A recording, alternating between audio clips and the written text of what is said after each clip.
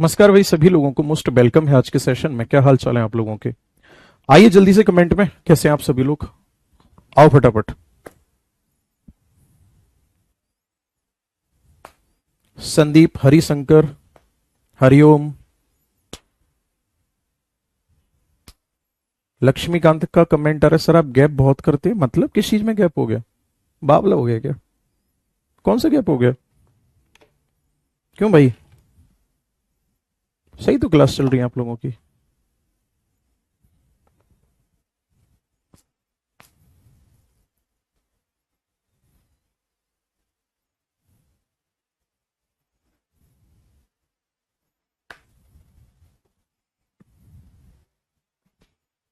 हाँ जी। Last topic बताओ, क्या कराया था? कल छुट्टी होगी इसलिए कह रहे हो क्या? जल्दी से कमेंट करो।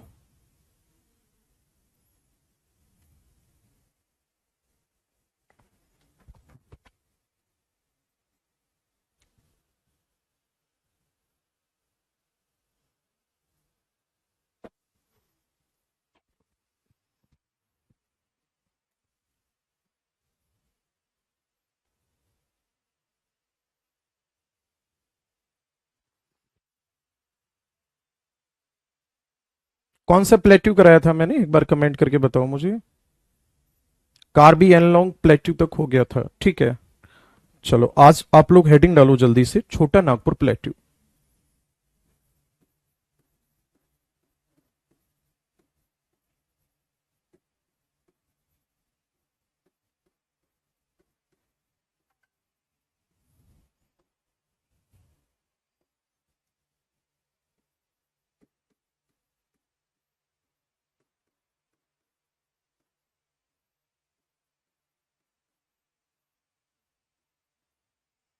छोटा नागपुर प्लेट्यू हिंदी में इसी को कहा जाएगा छोटा नागपुर का पठार।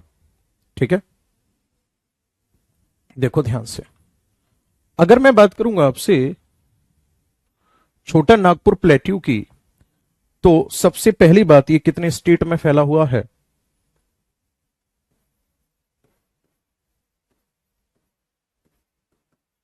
Located in 5 state. कौन कौन से हैं ये?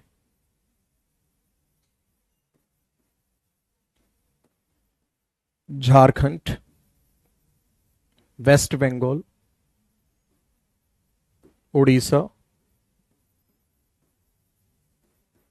छत्तीसगढ़ और बिहार। ठीक है, कितने स्टेट हो गए? 5 स्टेट हो गए। नेक्स्ट अगर मैं बात करूंगा तो, लेकिन मुख्य स्टेट कौन सा है इसका? तो ये झारखंड है। अब मेरी बात को बहुत ध्यान से सुनना, इसको छोटा नागपुर क्यों कहा जाता है? ये नाम किसने दिया है, क्यों दिया है नाम? तो ये नाम जो दिया गया है, इसके पीछे कारण है। ऑन द बेसिस ऑफ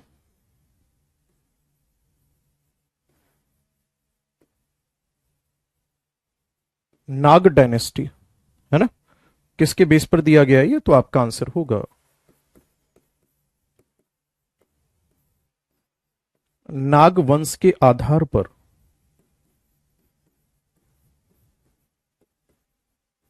नाम दिया गया है।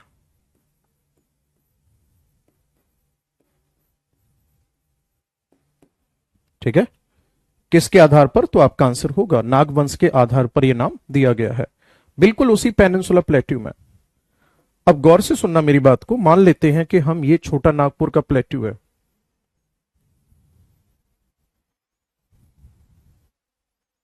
तो इस छोटा नागपुर प्लेट्यू में जो सबसे ऊपर का भाग है, ये वाला,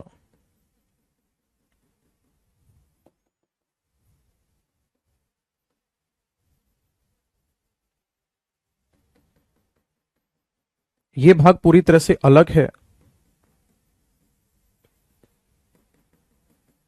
ना? इसके बाद जो ये वाला सेक्शन है, ये पूरी तरह से अलग है। और यहां पे जो सेक्शन है, ये पूरी तरह से अलग है। इनके नाम क्या क्या है, ध्यान से सुनना। अगर मैं बात करूंगा इसके ऊपर वाले भाग की, तो इसे कहा जाता है हजारीबाग प्लेट्यू।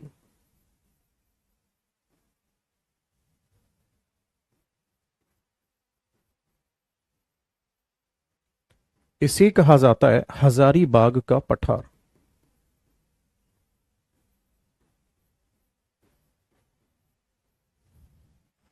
इसे कहा जाता है क्या? Ranchi plateau.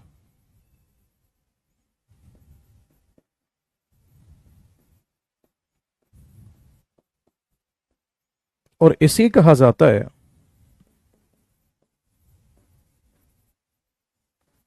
Singhbhum plateau.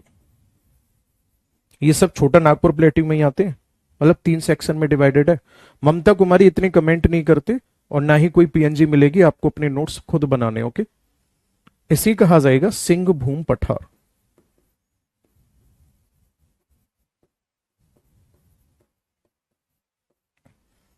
Next अगर मैं बात करूंगा तो एक रिवर निकलती है यहां से। इस रिवर को कहा जाता है दामोदर रिवर।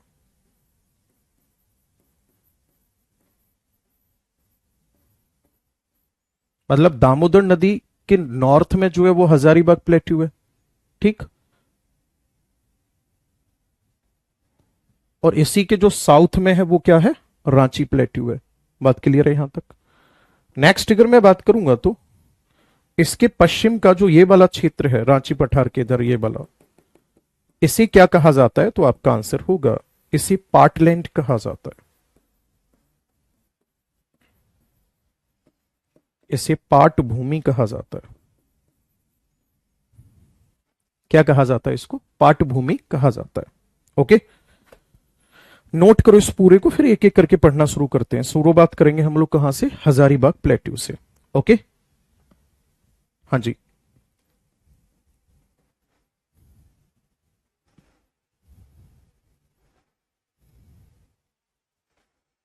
इस पूरे के पूरे भाग की अगर मैं आपसे बात करूंगा तो एक पॉइंट और इंपॉर्टेंट है, यहां पर मिनरल्स हैं ज्यादा, इसीलिए इसे कहा जाता है Ruhr state of India.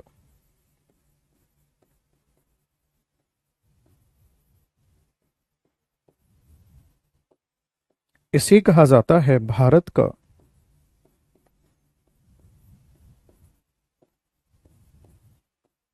Ruhr प्रदेश।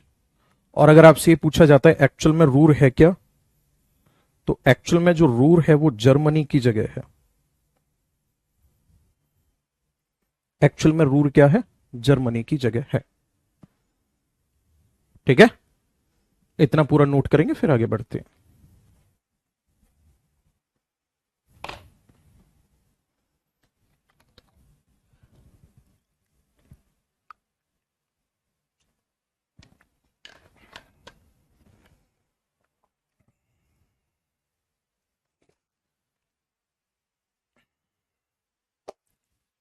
हो गया, आगे बढ़े, चलो। सबसे पहले आप लोग हेडिंग डालोगे हजारीबाग प्लेट्यू।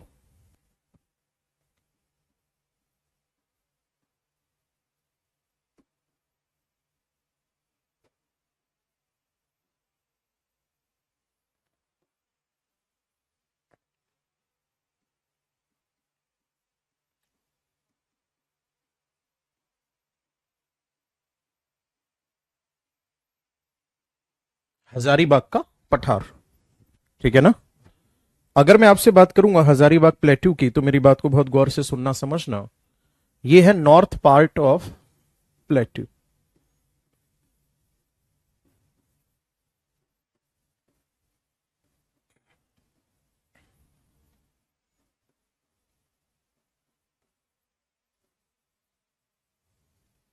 ये क्या है? तो आपका आंसर होगा ये छोटा नागपुर पठार का उत्तरी भाग है।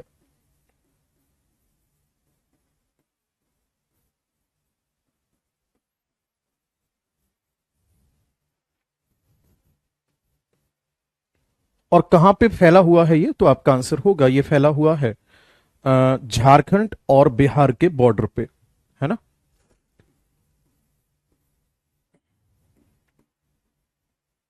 ऑन बॉर्डर ऑफ झारखंड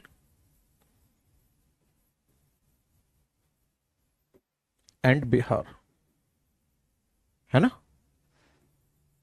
ये झारखंड और बिहार की सीमा पर है।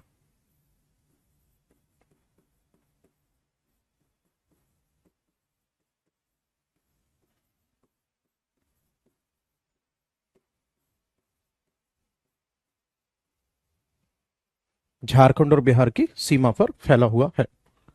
ध्यान से सुनना, अगर हम हजारीबाग प्लेट्यू की बात करेंगे तो ये हजारीबाग का जो पठार है, यहां पर किस प्रकार की चट्टान पाई जाती हैं, तो आपका आंसर होगा यहां पर आर्कियन रॉक पाई जाती हैं। कैसी चट्टान पाई जाती हैं, तो आपका आंसर होगा इस दोनों ही क्षेत्र में पाई जाती हैं आर्कियन रॉक।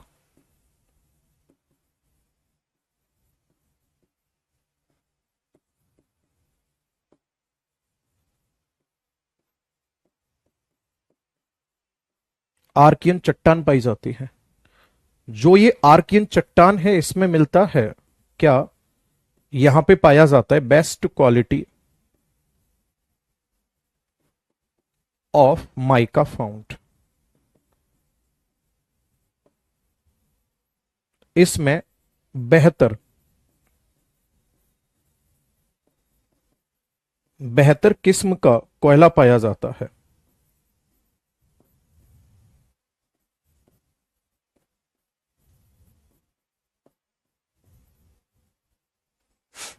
ओए, माइका है, कोयला नहीं, अभ्रक पाया जाता है ना। यहां पे क्या देखने को मिलता है, बेस्ट क्वालिटी का अभ्रक देखने को मिलता है। और कौन सी माइन है यहां पे, तो आपका आंसर होगा कोडरमा।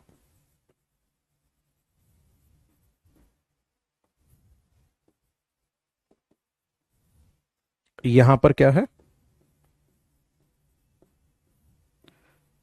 कोडरमा खान है, ठीक। और इसी के ठीक ईस्ट में क्या है, ईस्ट में है राजमहल पहाड़ी।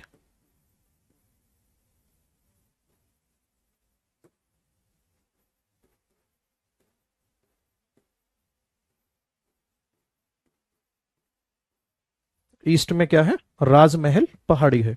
और ये राजमहल पहाड़ी कैसे बनी हुई है, तो आपका आंसर होगा फॉर्म्ड बाई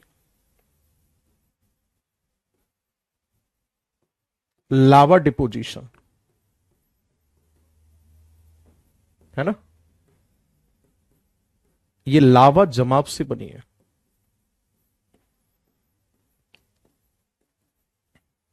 बताओ समझ आया नहीं आया, किससे बनी हुई है ये, लावा के जमाव से बनी हुई है।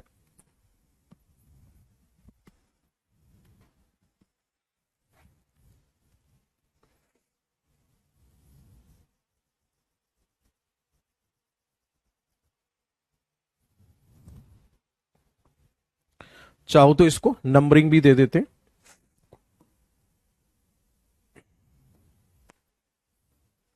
ये सबसे पहला वाला क्षेत्र हो गया, दूसरे नंबर पर इसे पढ़ेंगे, तीसरे पे इसे, चौथे पर इसे।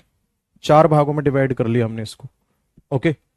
प्रशांत चौधरी का कमेंट आ रहा है, सर प्रैक्टिस क्वेश्चन। पागल पागल हो गए हो क्या, टॉपिक फिनिश होगा जब भी तो क्वेश्चन प्रैक्टिस करेंगे, पहले ही करा दो। सारी चीजों का जब मैं ध्यान रख रहा हूं तो फिर आपको क्यों दिक्कत हो रही है इतनी, क्यों भाई, अरे बोलो।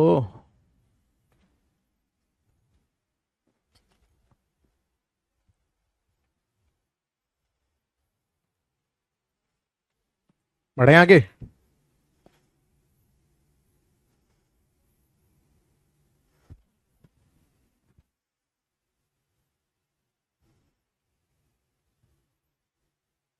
अब नेक्स्ट हेडिंग डालो आप, दामोदर रिवर वैली।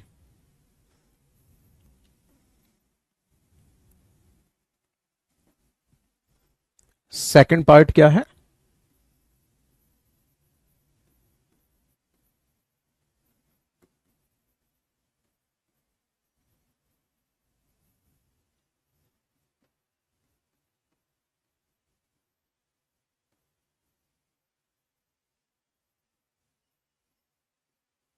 दामोदर नदी घाटी।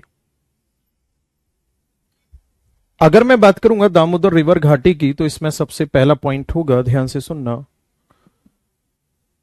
ये ऐसी रिवर है जो बहती है किससे होकर के, तो आपका आंसर होगा भ्रंश घाटियों से होकर बहती है, right.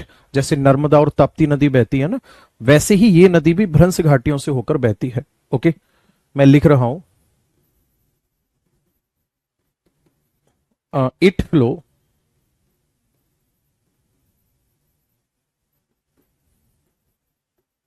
Throw central part of plateau.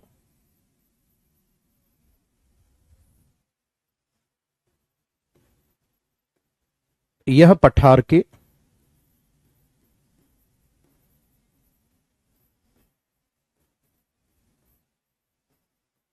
मध्य भाग से गुजरती है। ये क्या करती है, पठार के मध्य भाग से गुजरती है। और यहां पे क्या है, इसमें ऐसे लिख देता हूं मैं इसको, पासिस थ्रो रिफ्ट वैलीज।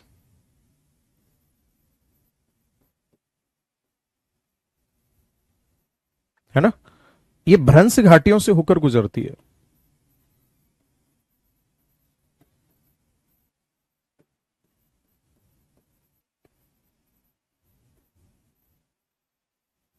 किससे गुजरती है, भ्रंश घाटियों से होकर गुजरती है।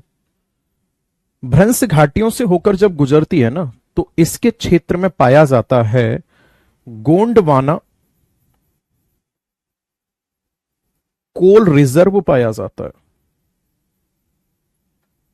आगे बस समझ में, इसके क्षेत्र में क्या पाया जाता है, तो आपका आंसर होगा इसके क्षेत्र में गोंडवाना कोयला भंडार पाया जाता है। गोंडवाना कोयला का भंडार पाया जाता है इसके क्षेत्र में।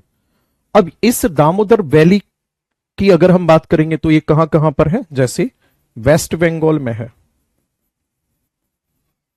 और जो इसी का सेकंड स्टेट है वो कौन सा है, झारखंड है। बात समझ रहे हो ना। तो झारखंड में जो क्षेत्र है इसका, वहां पर है क्या नाम है उसका, झरिया माइन।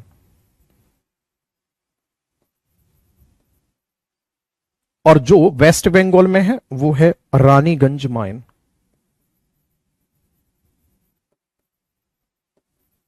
झरिया माइन और रानीगंज माइन। अगर झरिया माइन की मैं बात करूंगा तो ये कैसी माइन है, तो आपका आंसर होगा ये है लार्जेस्ट माइन ऑफ इंडिया। है ना, ये क्या है, ये है भारत की सबसे बड़ी खान।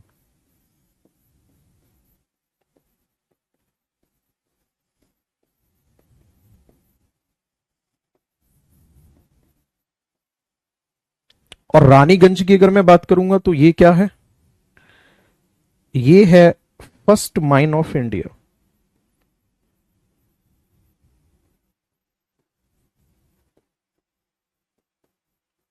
ये है भारत की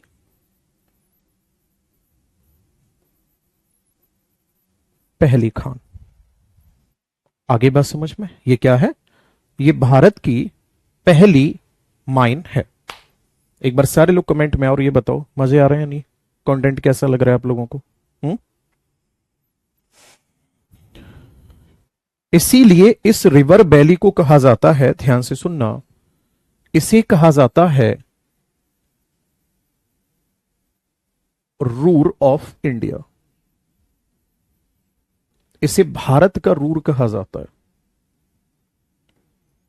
एक्चुअल में रूर एक नदी का नाम है जो कि जर्मनी में बहने वाली राइन नदी की सहायक नदी है। ओके, नेक्स्ट अगर मैं बात करूंगा तो दामोदर नदी को क्या माना जाता है, इसे कहा जाता है sorrow of Bengal. It was sorrow of Bengal. इसे क्या कहा जाता था, देखो ध्यान से, इसे कहा जाता था क्या, इसे बंगाल का शोक कहा जाता था।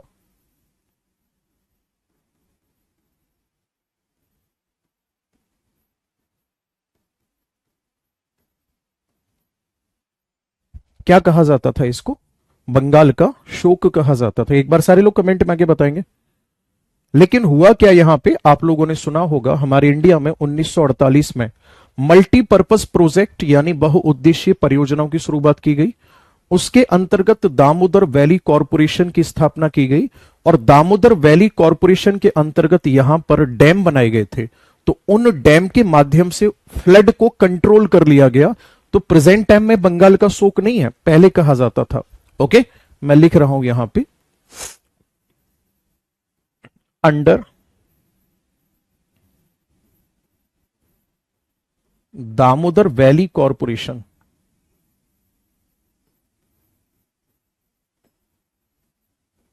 है ना।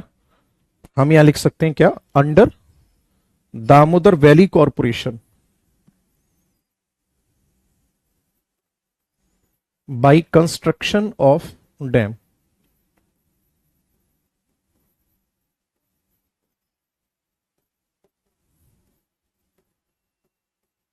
फ्लड कंट्रोल, ठीक है ना। फ्लड को क्या कर लिया गया, कंट्रोल कर लिया गया है। मैं लिखता हूं यहां पे,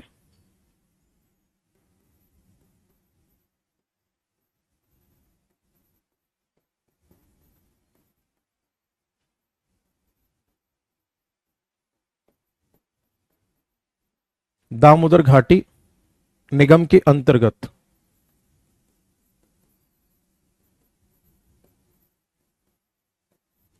बांध बनाकर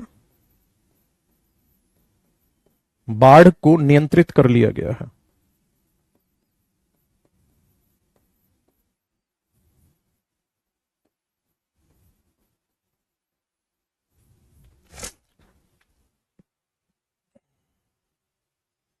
कर दो पूरा नोट जल्दी से।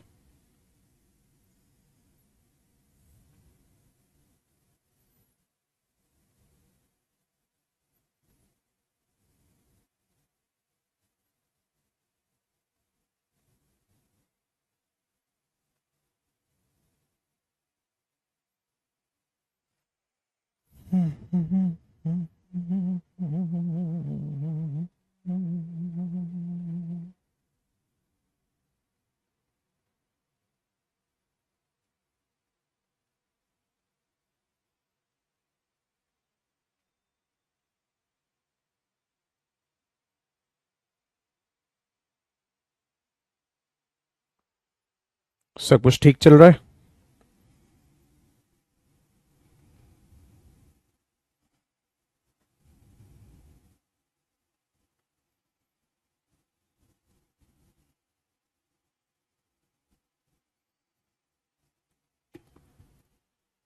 आगे बढ़े।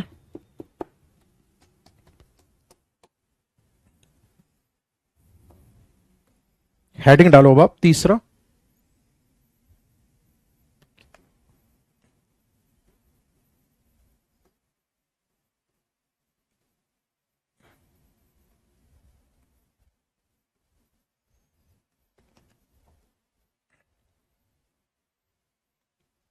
रांची का पठार। इसकी अगर मैं बात करूंगा तो ये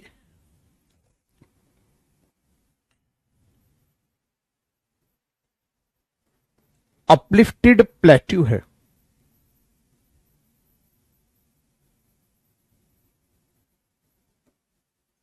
मतलब जमीन का ऊपर उठना।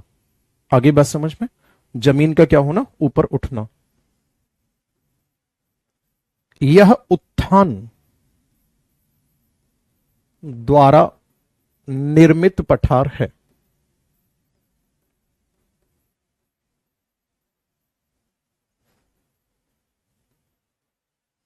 उत्थान के द्वारा निर्मित पठार है। रांची पठार की अगर मैं बात करूंगा आपसे तो इसमें और क्या खास बात है, ध्यान से सुनना। यहां पर जो एरोडेड हाईलैंड्स हैं, हाईलैंड का मतलब समझ में आता है, एक मैंने आपको बताया था मलनाद, याद आ रहा है या नहीं, कमेंट करो हाँ या ना। यहां पर अपर्दित उच्च भूमि जो है,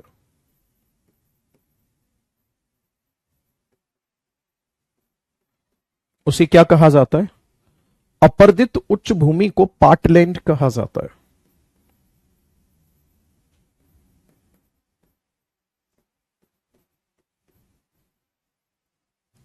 मलनाद कर्नाटक में स्थित हाईलैंड्स को कहा जाता है। वहीं छोटा नागपुर के पठार में जो अपर्दित उच्च भूमि है उसे कहा जाता है पार्टलैंड या पाट क्षेत्र। आगे बात समझ में।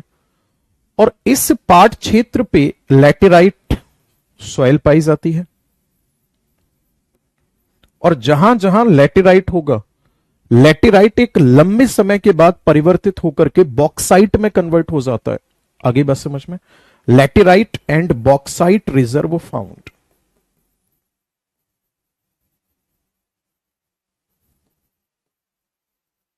यहां पे क्या पाया जाता है, तो आपका आंसर होगा लैटेराइट और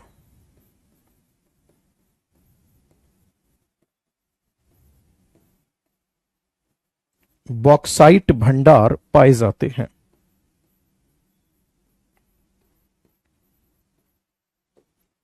आगे बात समझ में। क्या पाए जाते हैं यहां पे, बॉक्साइट के रिजर्व पाए जाते हैं।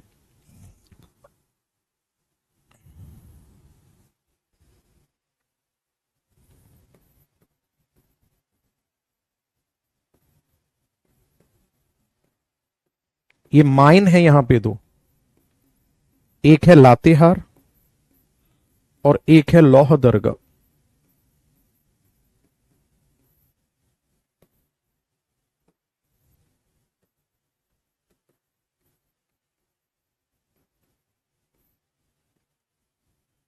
खान लिख लो या खदान लिख लो, एक ही बात है।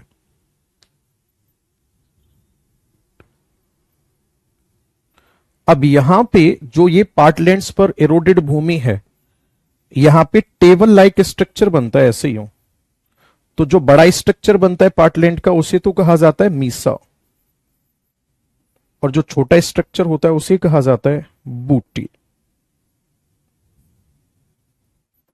है ना। मीसा और बूटी। तो ये रांची प्लेट्यू की कहानी है। और यहां पे जो इन क्षेत्रों से होकर के जब नदियां गुजरती हैं ना, तो नदियां फिर क्या बनाती हैं, वाटरफॉल का फॉर्मेशन करती हैं।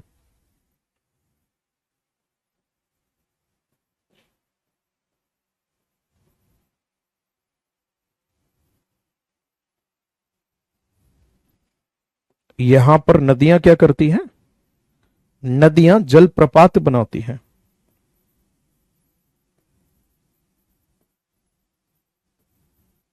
एग्जाम्पल के तौर पे आप क्या लिखोगे यहां पे, एग्जाम्पल के तौर पे आप लिख सकते हो जैसे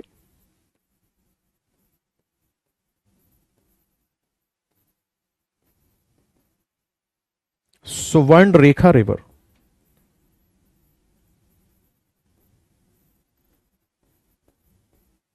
इस स्वर्ण रेखा नदी पर कौन सा वाटरफॉल है, हुंड्रू वाटरफॉल है।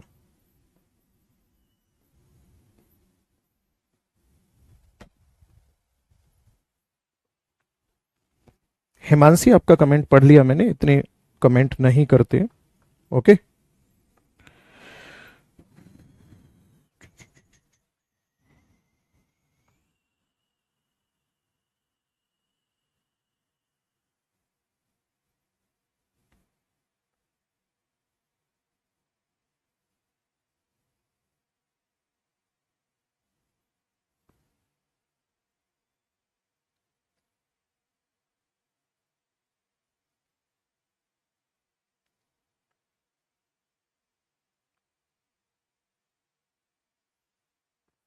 आगे बढ़े। BUTTE।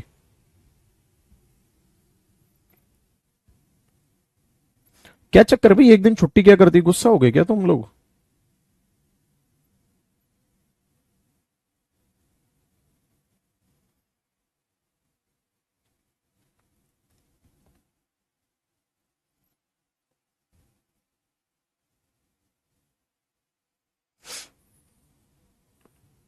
हम्म।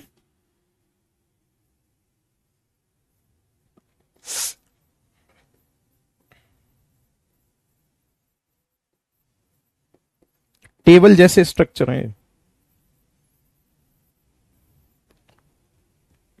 गुस्सा हो गए। हम्म। आगे बढ़े अब। नहीं, आज की क्लास 1 घंटे की ही है एक्चुअल में, मुझे अभी आगरा निकलना है। आपकी क्लास को एंड करते ही तुरंत आगरा निकलना है मुझे। तो मंडे की क्लास जो होगी उसको रखेंगे 1.25 घंटे की।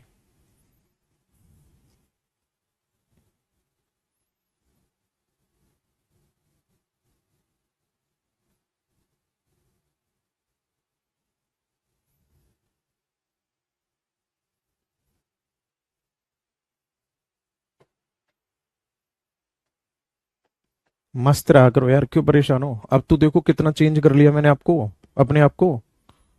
टॉपिक वाइज क्वेश्चंस पे भी हम लोग उतर आए।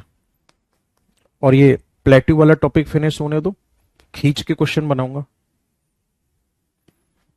चलो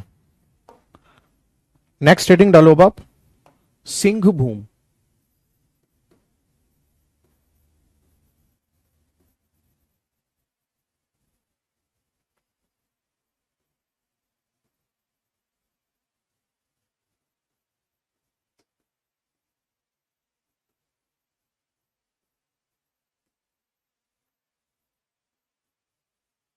सिंह भूम पठार।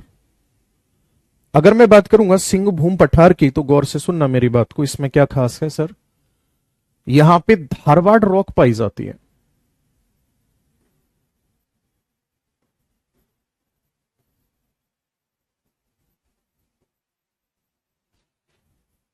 क्या पाया जाता है यहां पे? धारवाड़ चट्टान पाई जाती है।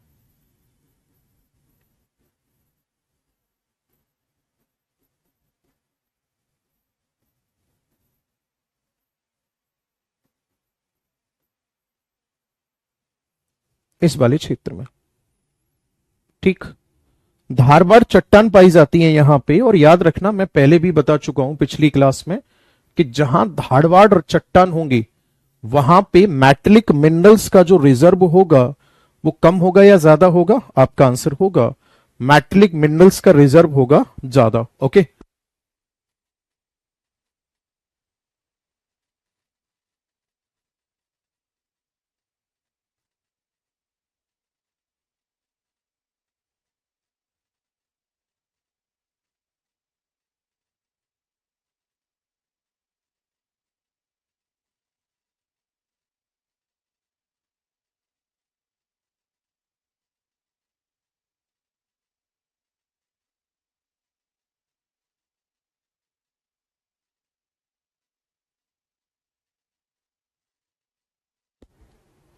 हाँ भाई, यहां पे क्या होगा? मेटलिक मिनरल्स हाईली फाउंड, यानी कि यहां पर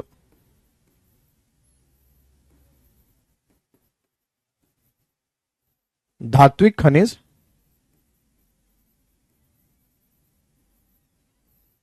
अत्यधिक पाए जाते हैं।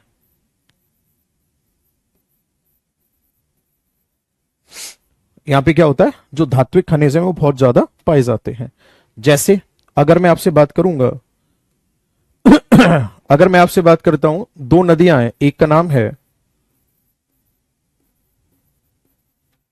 स्वर्ण रेखा और एक का नाम है खरकाई। ठीक है ना?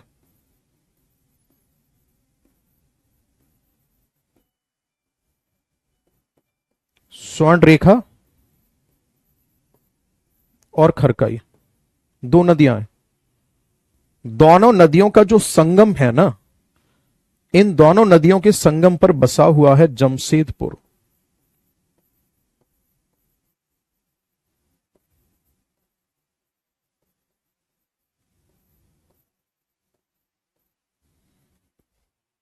और ये किस लिए जाना जाता है?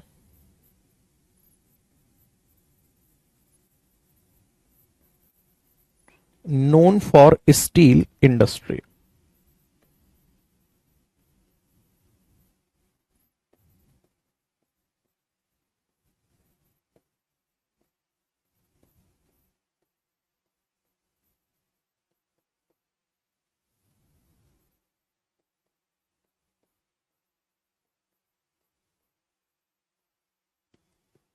ठीक है ना?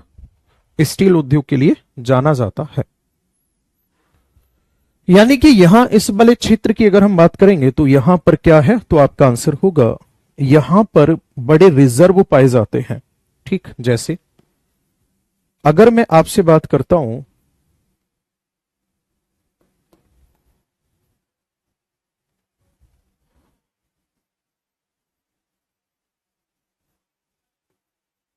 नोआ मुंडी,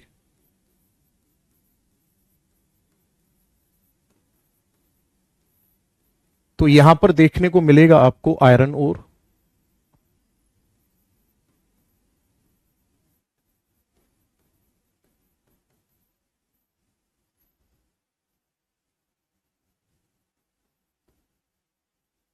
घाटशिला में देखने को मिलेगा आपको कॉपर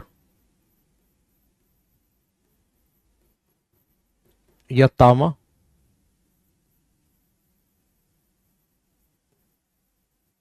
जादूगढ़ा माइन का नाम है, यहां देखने को मिलेगा आपको यूरेनियम का रिजर्व।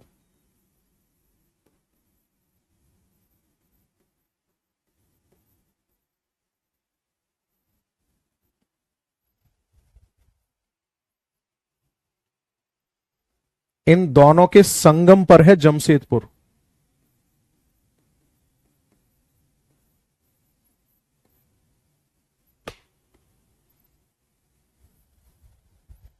ठीक है ना।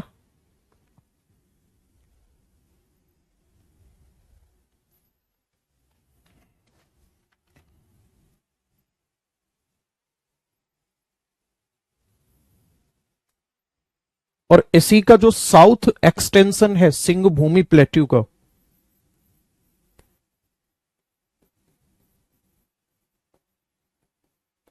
जो इसका दक्षिणी विस्तार है,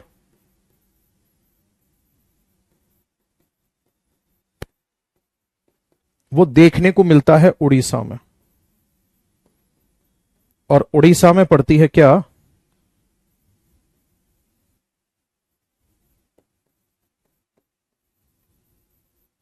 गड़जात हिल।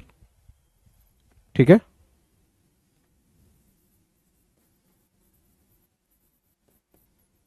उड़ीसा में है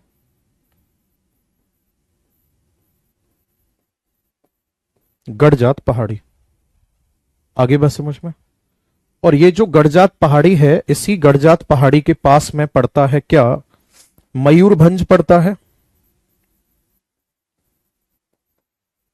जहां पर मैग्नीज और आयरन ओर देखने को मिलता है। लौह अयस्क और क्या देखने को मिलता है? लौह अयस्क के साथ में मैग्नीज।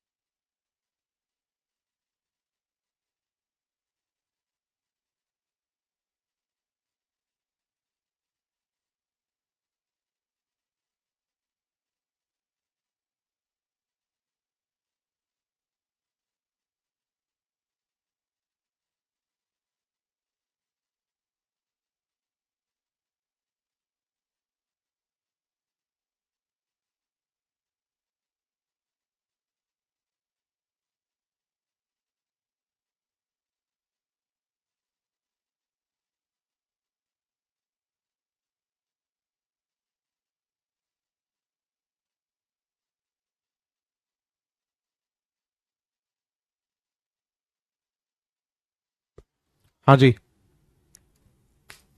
हो गया पूरा ये।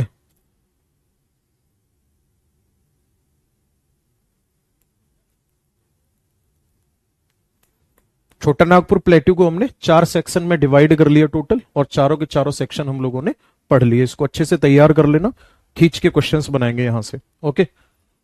और कुछ नया करते हैं, यूट्यूब पे सेशन रखेंगे, पता तो चलना चाहिए सारे लोगों को। कि क्या लेवल चल रहा है अपनी क्लास का है। आगे बढ़ जाएं।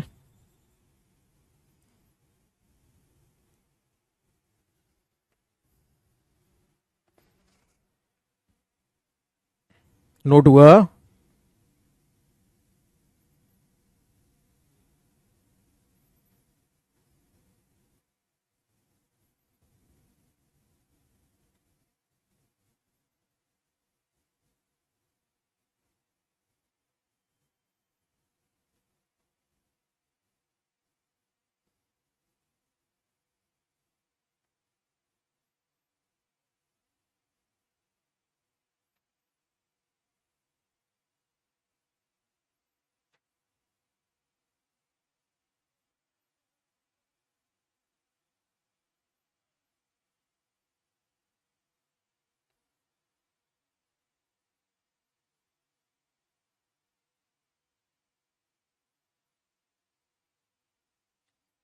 आगे बढ़े।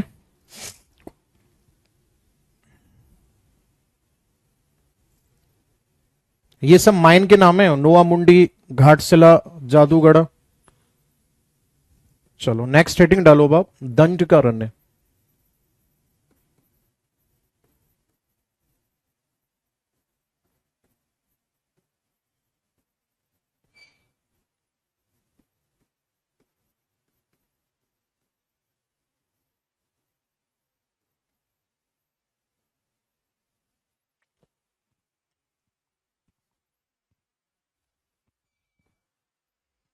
अगर मैं दंडकारण्य की बात करूंगा तो ये कहां पर लोकेटेड है? Located in east part.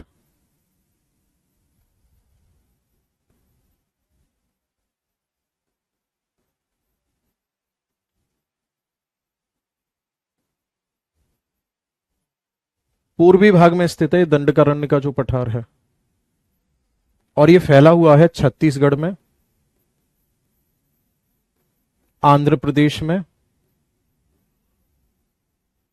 Telangana में, एमपी में और महाराष्ट्र में, मतलब इन दोनों के बॉर्डर पे है ये। अगर मैं बात करूंगा दंडकारण्य रीजन की, तो यहां पे क्या पाए जाते हैं? तो यहां पे डेंस फॉरेस्ट है।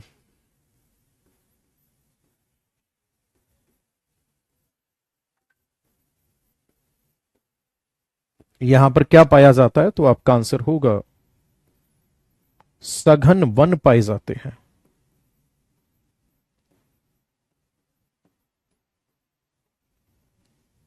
है ना। क्या पाए जाते हैं यहां पे? सघन वन पाए जाते हैं। नेक्स्ट अगर मैं बात करूंगा दंडकारण्य की, तो यहां पर बॉक्साइट के रिजर्व देखने को मिलते हैं, मैग्नीज के रिजर्व देखने को मिलते हैं, माइका के रिजर्व देखने को मिलते हैं,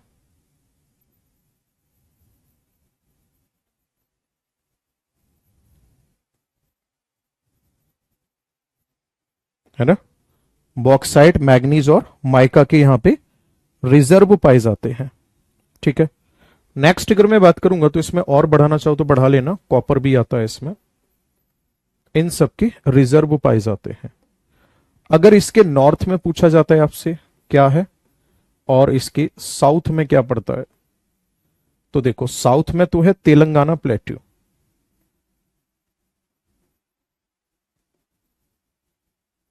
साउथ में है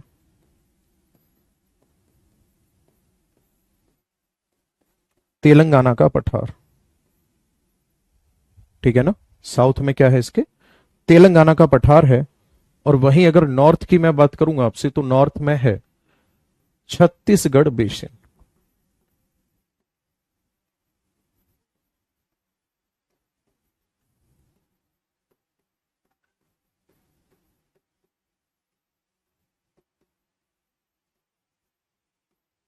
छत्तीसगढ़ बेसिन है इसके नॉर्थ में, या फिर आप यूं भी कह सकते हो उस बात को कि महानदी बेसिन है।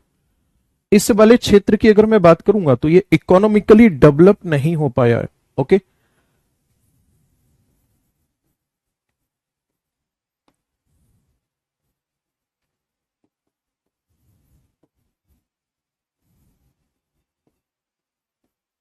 इकोनॉमिकली बैकवर्ड रीजन है।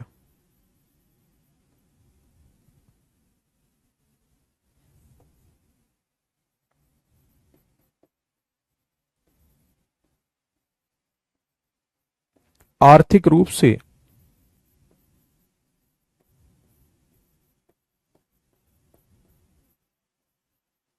पिछड़ा क्षेत्र है।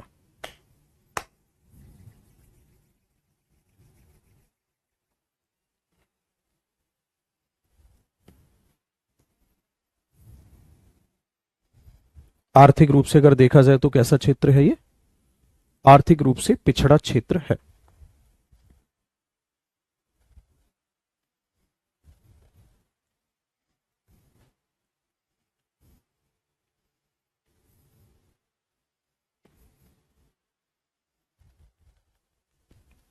हो गया यहां तक। अब आप लोग नेक्स्ट हेडिंग डालेंगे सेंट्रल हाईलैंड्स।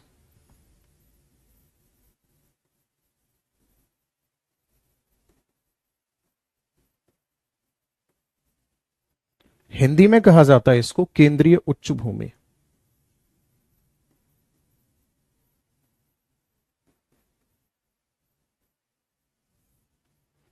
और केंद्रीय उच्च भूमि में अगर हम बात करेंगे आपसे क्या क्या आता है, तो इसमें आता है, ध्यान से सुनना, अरावली, विंध्या और सतपुड़ा। ये तो आते हैं माउंटेन केंद्रीय उच्च भूमि में, सही है। और यहां पे मेवाड़, मालवा, बुंदेलखंड, बघेलखंड,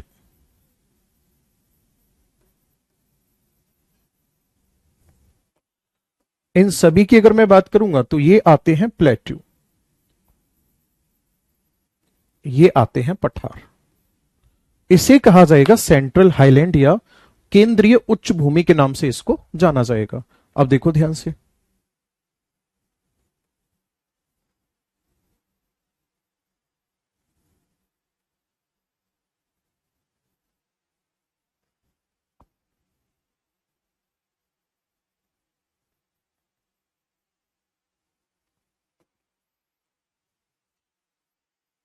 यहां एक माउंटेन है, ये माउंटेन है, इसके बाद फिर ये माउंटेन है,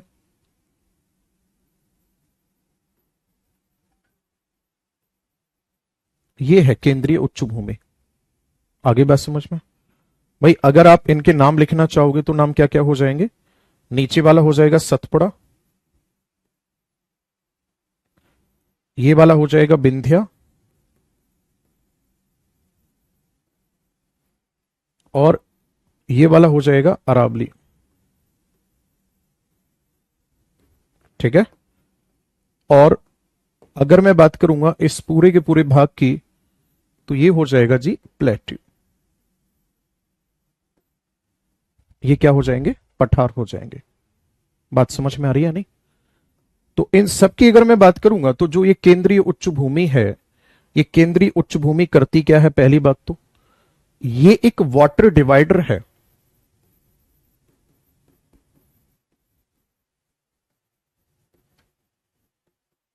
जल विभाजक है। किस किस के बीच में है ये जल विभाजक? तो आपका आंसर होगा जल विभाजक है ये हिमालयन एंड पेनिनसुला रिवर के बीच।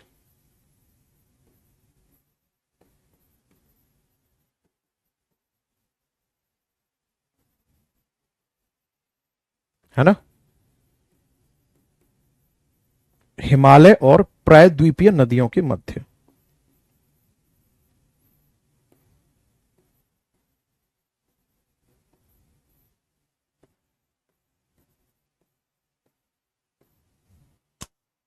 ठीक है, हिमालय और प्रायद्वीपीय नदियों के मध्य क्या है? ये एक जल विभाजक है। अब इनको तो पढ़ चुके हम ऑलरेडी, जो ये पठार के नाम दे रखे हैं। नेक्स्ट क्लास में इन पठारों को हम लोग बड़े अच्छे से कंप्लीट करेंगे। ओके, आज के सेशन में इतना ही रखते हैं। मेरी तरफ से बहुत सारा प्यार। Thank you so much. Have a nice day.